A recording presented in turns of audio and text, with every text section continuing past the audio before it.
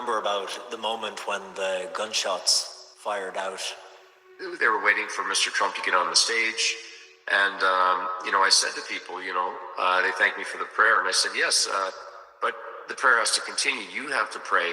And I said that, there are people who want to shoot him. There are people who want to kill him. That was to a crowd of about 15, 20 people. You said that to them just beforehand? Yes, I did. Yeah. And so I said, you have to pray for him. And did you say that, Father, in general, or was there something at that moment that made you say that?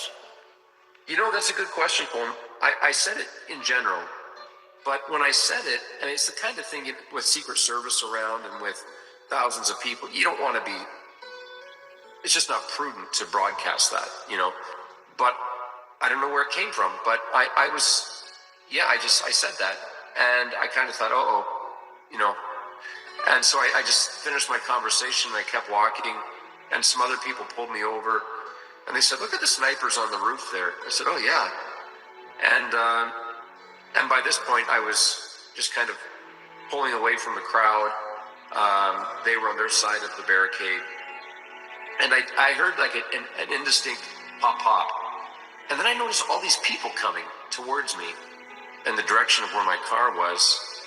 And I thought, oh, I'm never going to get out of here, And then someone says there were gunshots. So at that point, I thought, oh my.